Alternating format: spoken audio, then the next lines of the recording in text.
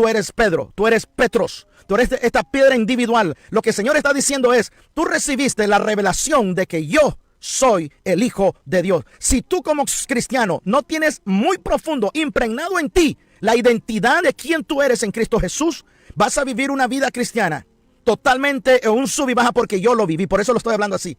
Yo viví por muchísimos años un sub y baja. Si Dios me ama, no me ama, si me rechaza, no me rechaza, ¿por qué no me oye? ¿Por qué no me contesta? Hay una incertidumbre, especialmente con todas las cadenas que traemos del pasado. Y que después nos acusan de que somos débiles porque no nos enseñan la verdadera administración y liberación y rompimiento de maldiciones generacionales. Y después te dicen que no es bíblico. Bueno, ese es otro tema.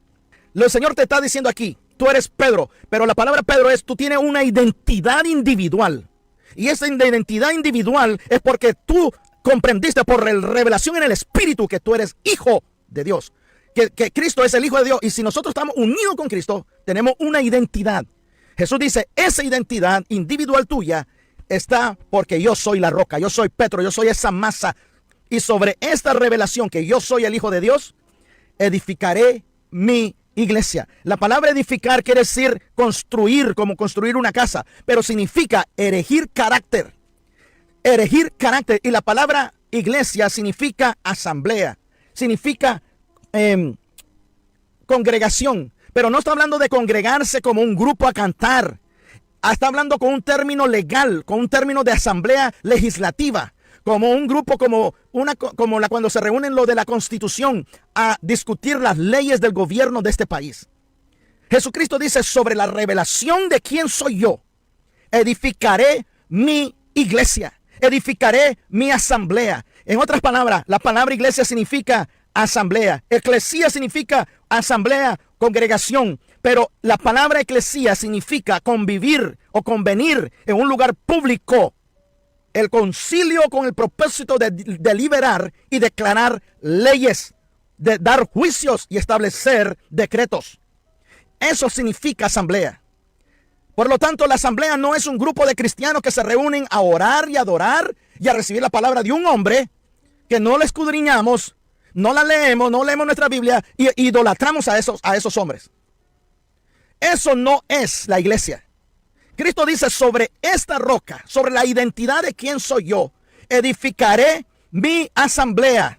Asamblea quiere decir edificaré con carácter. Erigiré con carácter aquellos que van a establecer las leyes espirituales de Dios sobre la tierra. Fíjense bien, asamblea. En el libro de Hechos, capítulo 19, versículos 8 y 39, les voy a leer para confirmar que lo que estoy hablando de asamblea y se den cuenta de lo que la Biblia está implicando aquí. Asamblea quiere decir que cuando se reunía el concilio en una ciudad, se reunían siempre en las puertas de la ciudad, porque las puertas de la ciudad representaban autoridad y poder. Se reunían en las puertas de la ciudad los ancianos, el concilio, se reunían los gobernantes, entablaba las acusaciones y las demandas de matrimonio, de finanzas, de problemas laborales, de problemas de terreno. Y ahí se determinaba qué es lo que iba a suceder a través de los decretos y las leyes que se establecían en esos juicios. Por lo tanto, asamblea, dice el versículo 19 de Hechos. Y es cuando Pablo es acusado, cuando él ataca a la diosa Diana de los Efesios, y los que hacían las estatuas de Diana iban a quedar quebrados, iban a estar arruinados, y se lo llevan para ser juzgado. Y dice Hechos 19, versículo 38 y 39. Mire lo que dice. Y lo voy a leer del 37. Dice, porque habéis traído a legión y blasfemadores de vuestra diosa, que si Demetrio y los artífices que están con él tienen pleito contra algunos, dice, contra algunos, audiencias se conceden. Y procónsules hay, acúsense los unos a los otros. Cuando hay un pleito y una acusación, en el sentido dice aquí, cuando hay un pleito por los asuntos de la finanza, aquí dice, hay audiencia. Pero miren lo que dice el versículo 39. Pero si demandáis, la palabra demandar quiere decir también cuando hay una acusación, pero es una acusación de vida y muerte. Dice, si os demandáis alguna otra cosa, en legítima asamblea se puede decidir. Cuando hay una acusación fuerte donde tu vida depende de la respuesta, dice en legítima asamblea se puede decidir. Si tú escudriñas, en los tiempos de Israel se reunían en las puertas. Ahora, Cristo dijo, hizo una diferencia. Él no dijo sobre esta roca edificaré la iglesia. No dijo edificaré la iglesia.